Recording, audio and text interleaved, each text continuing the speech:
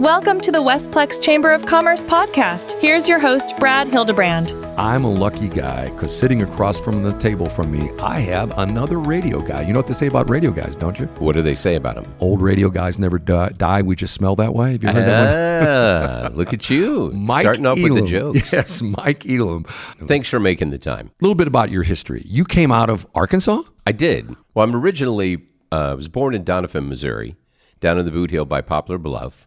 Then moved to Piggott, Arkansas, in northeast Arkansas. And then seventh grade moved to Berryville, Arkansas, next to Eureka Springs, about 40 miles south of Branson. So northwest Arkansas hillbilly, if you will. And how did you end up in the St. Louis area? Radio job. So 97.1 that I fill in on still. They went from The Breeze, a smooth jazz station. Actually, it was just jazz back then. And they went to Hot 97. And I moved up here to be the production director for Hot 97. Really? What year was that? That was 89. 89. July of 89. I moved up here from Little Rock, Arkansas, where I was working at Zoo 98 at the time. And the guy who was the music director and midday guy at Zoo 98 got the program director's job for 97.1 and said, hey, I need a production guy. Do you want to come with? And I'm like, sure. So moved to St. Louis because at the time, Little Rock was the 83rd largest market. St. Louis was 15. Yeah. So, I'll go to a major market radio station. You betcha. So I came up and we had AM 630, which was all news, trying to go after KMOX. That's a poorly thought out thing. That didn't work out well. That did not work out well. And then 97.1 was a top 40 station trying to go against Q106.5 back in the day. How old were you then? I was 23. And you just recently, within a couple of years, gotten out of the Navy, correct? Well, I actually got my separation papers while I was in St. Louis. Really? I was on IRR, so Individual Ready Retirement, or Ready Reserve, Individual Ready Reserve. That's where your enlistment is up from the reserves, but you still have this 2-year period where they can call you back.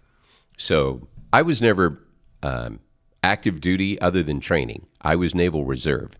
So I was doing that, got some money to go back to college, and then ended up getting radio jobs and never went back to college. Really? Well, not until I was 50, but that's a whole other story. So you came here as a single guy. I did. Met your wife, the woman who ultimately became your wife. Where'd you meet her at? Her brother was the overnight guy. So, really? Scott Andrews was his on-air name. So Jeffrey Bean was our overnight guy. I didn't realize that's the connection between you and Jeff Bean. Yep. So Jeff was the overnight guy, and we were in the office one day talking, and I said, man, I've got to find a place to get my hair cut. And he goes, my sister cuts hair. I'm like, really? So she was out at West Point Hair Fashions at Page and Bennington when Page used to dead in at Bennington. Yeah, I remember that. So I ended up going there and met her, and one thing led to another. About 18 months later, we were married, and I moved to the apartments out there at Page and Bennington. No kidding. Yep. I lived there as well, too. I lived in West Point Apartments. That's where I lived, at West Point Apartments. I'll be darned. Yeah. Small world. So she was at West Point Hair Fashions. I know exactly where that's at. Because it was, what was the brew house? Yes. That was next to it. So you had the brew house on one end, you had 7-Eleven at the other, and West Point Hair Fashions was in the middle. Where my apartment was, I could walk up the hill to that. Oh, yeah. I was right down the street from there. I was, too. So I was right down there, and then you... what were those other apartments? The Pavilion apartments. Pavilion, yes. Pavilion was like the party apartments. Right, exactly. All the parties were going on. Right. You were just around the corner from Westport. Right. Back when Westport was just killing it. And at the time, all the clubs were out there. You had Michael's and the Time Machine, not Michael's, but you had a bunch of places in Westport. You had Goombas down at 270 in Dorsey, if you remember that. Yep. All the hot spots, and that was the hot area. Matter of fact, quick story, I moved into those apartments when I was 18 or 19 years old, and my mom said to me, I was reading St. Louis Magazine, and now I know why you lived in those apartments. It's the #1 swinging singles apartment complex in St. Louis. Oh. And I said, well, there's 12 people in my building. I'm the only single guy, and the rest of them are old married people. I don't know where this swinging's going on. I'm swinging the wrong direction, right, Mom. But it's not in my building. My swing set is broken. Right. I got to get a new one. So how did you end up in St. Charles County? So lost a job, ended up getting just for a very short time, Vern Casper hired me. Really? When 99.9 was signing on, and they were trying to do country. And I took a job there, and I was going to do production for them, but ended up that job really wasn't what I thought it was going to be, and I didn't want to drive all the way to Warrenton at the time, but we had already moved to Vanderbilt Apartments in St. Peter's. So we moved there. This was 91. So I was working part-time at KSD when it was Classic Rock, when JC and Joe Mama were still doing mornings. I remember that well. I was working part-time there and ended up, I got the overnight job. So I did overnights at KSD for a few years. And I just drove from St. Charles. But St. Charles has been my home ever since 91. Interesting. Now, you lasted in the radio business. I say lasted because at the point where the radio numbers keep getting smaller and smaller and smaller. You know all about that. Well, it was more of we had our third child. Ah. So I was the production director at the River at 101, and it was the River and Smooth Jazz at 106.5 and WIL were all owned by Bonneville at the time. And we had Megan, our daughter, and this was 22 years ago. And I went to John Kiowski, who was the general manager, and I said, John, I need to make more money. And he said, Mike, you've tapped out of what I can pay a production guy, so I can't give you a raise. And I said, what if I went into sales? And he about fell out of his chair because I used to always refer to the salespeople as the dark side. And he said, really, you would go into sales? I said, John, we have some people who sell here that I'm just proud they found the building. Now, don't get me wrong. We had some rock stars as well. But we had a couple of people that they were brand new to the business. And I'm like, I'm just proud they found the building today. And they make double what I make. And I'm like, if they can do this, I know the radio business. I can sell this. And he put me on Smooth Jazz. He was great to me. And he really ushered me in the best way that he possibly could. So he put me on 106.5 when it was Smooth Jazz, and it turned into the Arch while I was there. And when the Arch first started, we were printing money. Everybody wanted to be on the Arch. I had a weekly rate card. People who understand radio sales will understand that does not happen. I would give ad agencies rates, and I would say, this is good until Friday. Monday, I will have a new rate card. And we were selling out so fast that we kept having to raise our rates. But that started me in radio sales. So I moved into that. They changed some stuff with how they were doing the sales. They got rid of the River and they made it Movin', which was a horrible decision in hindsight. But I got kind of upset with how things were being done. And my friend Brian Kruger was at KMOX. And he said, hey, I need people at KMOX. Do you want to come sell at KMOX? And I'm like, KMOX? And you have to understand, when I started in radio, KMOX was the home station of the Cardinals. And that was my first job, was board-opping Cardinal baseball games when I was 15 years old. Back at your hometown Back station. in Berryville, right? Because we were a Cardinal affiliate. Huge satellite dish outside that you got the signal from. And I was like, I will go to KMOX. And I did. And I hated it. Really? Oh, I was there for about 15 months. And it was the old CBS days. And they wanted a 20% increase year over year. And it was just tons of salespeople that they hired and ran you through the ringer. And luckily, my friend Mike Piper had gone over to Spectrum. He was at Cable, Charter Media at the time. And he said, hey, you want to come sell television? And I'm like, yeah. So they had an office out here in St. Charles. And my oldest son was playing freshman football that year. So I think they don't want parents to come to freshman football games because they are Mondays at 4 o'clock in the afternoon. But I had a boss, Jason Smith, who was awesome. And I said, hey, can I go to my kids' games? And he said, sure. He goes, family's important, man. So you do that. If I would have been downtown, because we were still at 1 Memorial Drive with KMOX, it would have been, no, we have 5 o'clock meetings every day, so you will be back in the office at 5 o'clock, and we will do a meeting. We had a meeting at 8:30 every morning and 5 o'clock every evening. And plus, KMOX at the time, and tell me if I'm wrong on this, but most people hated it because it was very, very rigid because of the CBS, the way they ran things. Well, they also lost the Cardinals at that time. That's right. That was the time the Cardinals went to KTRS for a little while before they came back. So it was just a bad environment all the way around. It's great now. Like I really like being a part of the radio group down there now. They're super good to me. It's probably because I'm a part-time guy who fills in and I'm not full-time, so I don't feel the pressure. Let's talk about that for a minute, because now you are, if a lot of people listen to KMOX or 97.1, those are the only two stations you're on right now? Yeah, so I fill in talk radio on both KMOX and on 97. So whenever they have their full-time people who go on vacation, then I get to come in and play radio for a while. So you still have the ability to sort of be in the radio business still. I do. I have all the benefits and none of the downside.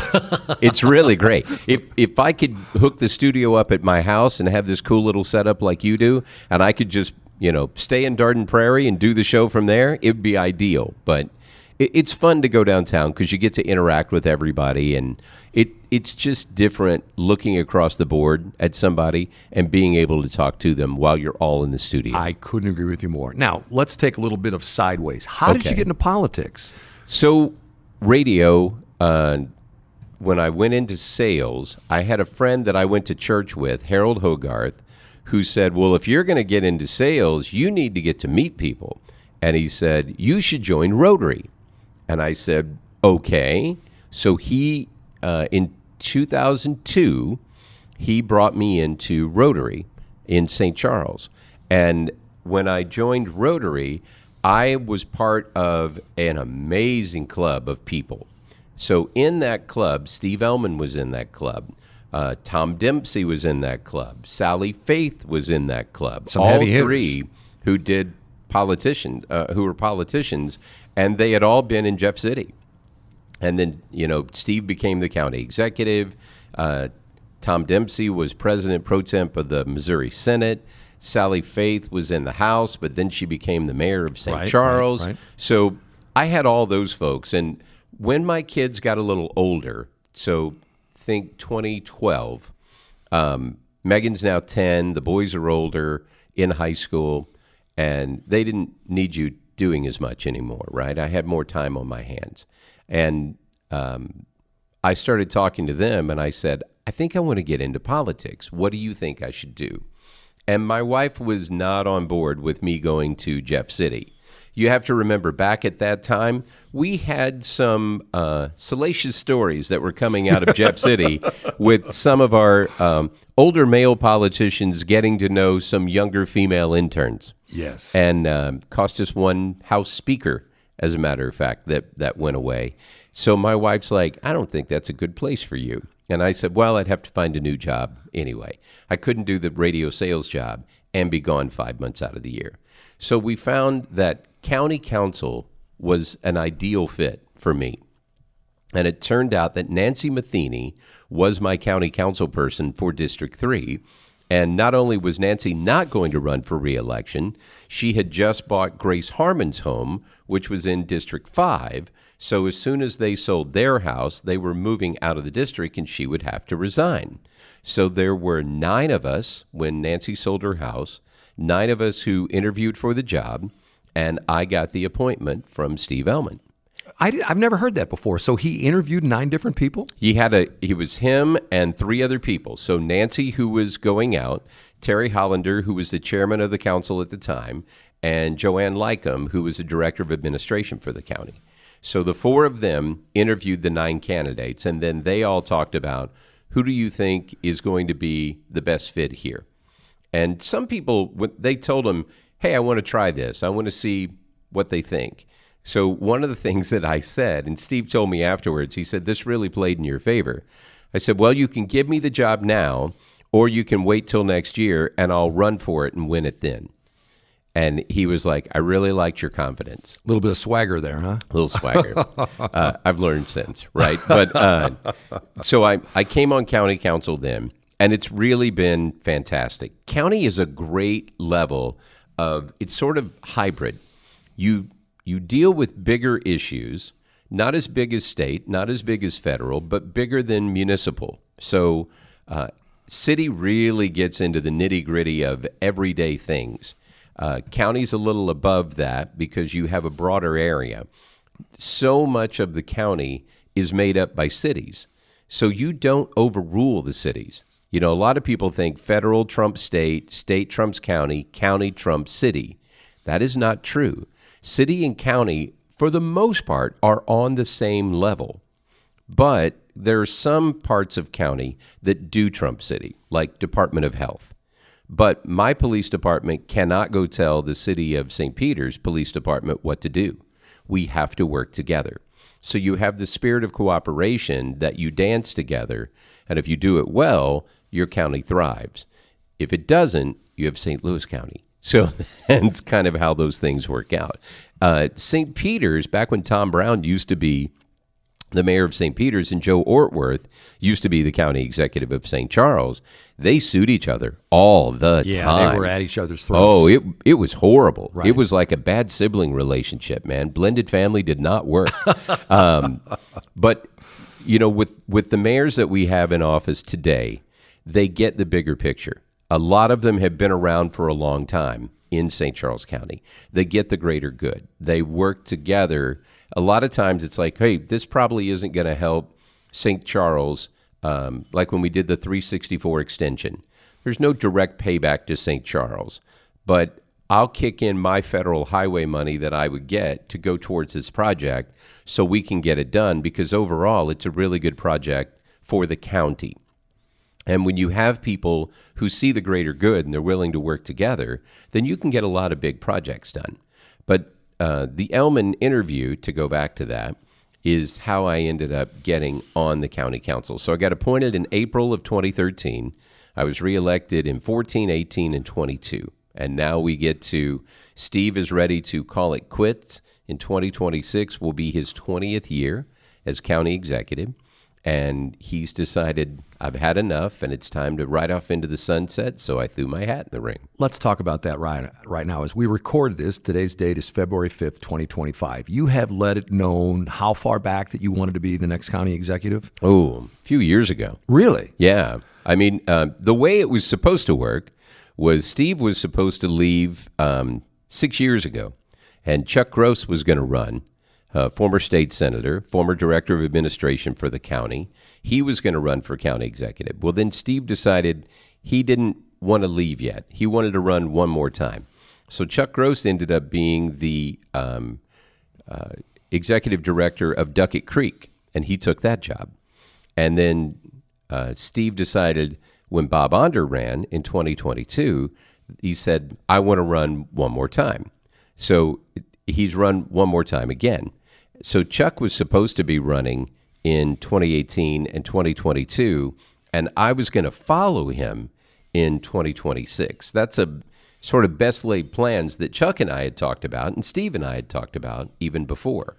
So Chuck ended up retiring, and he and Leslie are living their best lives, doing all kinds of fun stuff, and now it's up to 2026. So I've been looking at this for 8 years, I guess. I didn't realize it was that long. 6 years, yeah.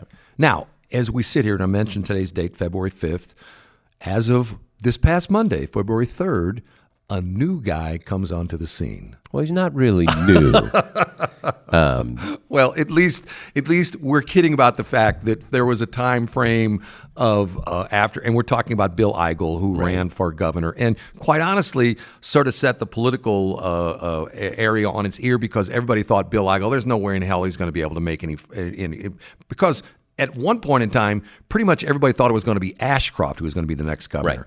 And all of a sudden, Bill Eigel comes in, runs a pretty darn good He did. He worked good campaign, really, really hard. and comes in second. Yes. But then after he loses in the primary, then what's Bill Eigel going to do? So for months, it's like, well, is Bill going to do this? Is Bill going to do that? Right. And all of a sudden, I shouldn't say all of a sudden, but on Monday, February 3rd, he says, I'm going to run for county executive. Right. And he had talked about maybe running against Ann Wagner Right. for Congress. Second or district. if Ann would decide she wasn't going to run in 26, he was going to run there. But she is going to run, so he's not going to run against her. And then he wanted to be party chair for the Republican Party. Right. So he ran against Peter Kinder for that, and that didn't work out. So he didn't get governor. He didn't get he didn't get state chair of the Republican Party. He's not going to run against Ann. So he's running out of options to run for office, and he's decided county executive is where he's going to end up. So it's you and the third candidate at this point in time. And at this point in time, officially, there are no candidates because you cannot register for the position. It's just announced. Believe it or not, we're 17 months away from Election Day. I mean, that's insane. When do you officially declare? When's the date for last that? week of February is when registration starts of 2026. So we're still a year out. We are literally a year away from registering. So looking at this, you've got two other competitors. Yeah. How do you feel about that? I mean, I think everybody should drop out of the race and I should win. No. It's good to have competitors for the system, right? Having only one choice really stinks. Right. Nobody wants to be told this is your choice. So having choice, I think, is good. It gets people talking about, what's your experience? What qualifies you to be able to do this job? What are your ideas? Where do you want to go? What's your vision for the county? It gives everybody an opportunity to throw that out there and gives the voters an opportunity to say, I like that guy. I'm not a fan of this guy. And they can make their choice. So as we finish this up, I'll throw this out to you. Give me your 1-minute elevator pitch on why you should be elected the next St. Charles County executive. So the line that I've used with you in the past is, I am the best plug-and-play candidate that you have in this race. Meaning, if you like the way St. Charles County is going, I've been there for the last 12 years working side by side with Steve Elam and the county council to get St. Charles County to where we are. I have relationships with all of our area mayors and have worked with them to get us where we are. So if you think St. Charles County is on the right path, then I've been there putting us on this path for over a decade. So I will keep us on that path. We are a path right now where we have very low crime. One of our cities every year is recognized in some national publication as one of the safest cities in America. Also, one of the best places to live by extension. We are the highest median household income in the state of Missouri, pushing $100,000 on household income. To put that in perspective for you, St. Louis County is at $68,000. It's that big of disparity. Wow, I didn't realize it was that big of a difference. It is. All of our school districts are AAA-rated school districts, so you can get a great education here. We have wonderful private schools, Catholic schools, Lutheran school, Christian school. We have all that. So you have a plethora of riches throughout our county that did not happen by accident. It happened because people had a vision. They stuck to that vision, and we've executed that vision. And that's really what got us to where we are. I plan on continuing down that road. When people say, well, what are the big changes you want to make? I don't want to make big changes. Big changes was get us off the track of where we are. We have a firm foundation of all the things that I just laid out. So you can build off of that foundation. But I use the analogy of, if you've ever seen that where people put a jar and they throw these huge rocks into the jar and it goes all the way up to the top and they say, would you say that jar is full? And you say, yeah, that jar is full. Well, those are the big rocks that give you the foundation that you build off of. But you can still do more. So they'll pour some gravel in there, and then some pea gravel, and then some sand, and then some water. There are more things that you can add to it to increase your quality of life and offer you better opportunities. We've got to look at, where is St. Charles going to be 20, 30, 40 years down the road? What are we going to do in terms of attracting industry? How are we going to get them here? Manufacturing in our county is a really big part of who we are. Automotive manufacturing, aerospace manufacturing, we have an awful lot of that, and the subsidiaries that feed into GM and to Boeing and Sayer Industries and Patriot Machines and all of these other companies that are out here that provide really good jobs. We have a huge skilled labor community out here, which is interesting because before Donald Trump, labor was Democrat. Since changed, Donald right. Trump, labor is Republican. It's done a 180 on that. It's funny yes. how things have changed. But we have an awful lot of kids, this Generation Z, they don't want to go to college. They want to start working and they want to make money. And we're doing apprenticeship programs out here. Working with Fort Zumwalt, they put together a nationally recognized apprenticeship program in the high school that did so well, it's now spread to all of the area high schools in St. Charles County. We're training our kids to come out of school and go to work.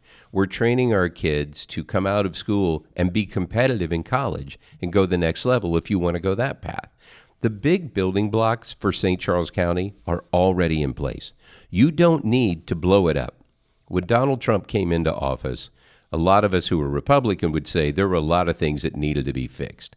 The country was in a really bad place. That's not the case in St. Charles County. For the region, there are a lot of things that need to be fixed. We could talk about the city of St. Louis and St. Louis County and things like that. But in St. Charles, we are the bar-setting community for the state of Missouri. Healthiest, wealthiest, best educated, all of those things that you need to have a qualified workforce that looks attractive to employers who want to build their next business somewhere. They look at St. Charles and go, wow, that's a really good quality of life. Our parks out here are amazing. And they're all kinds of different parks. We have nature parks. We have municipal parks. We have the Katy Trail connection here. There are all kinds of different things that no matter what you really want to do, you can do it in St. Charles County. So I think my best pitch, and that was longer than 1 minute, I grant you. I'm looking at the clock right now. But my best pitch is really, let's keep St. Charles on track. Let's not blow up what we have going.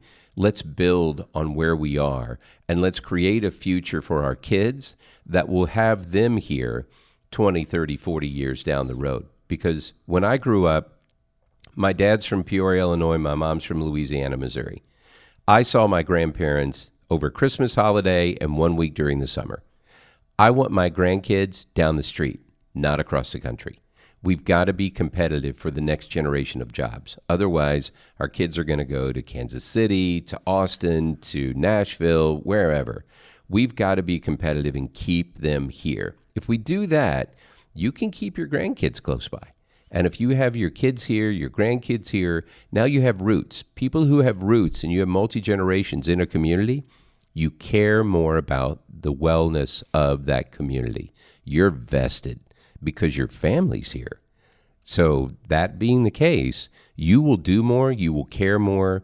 You don't need government doing as much. We do it a lot community-wise here in St. Charles County. And that's really why people love living here. Interesting. Now, running for office, people want to get a hold of you. They want to maybe help you out. How would they do that?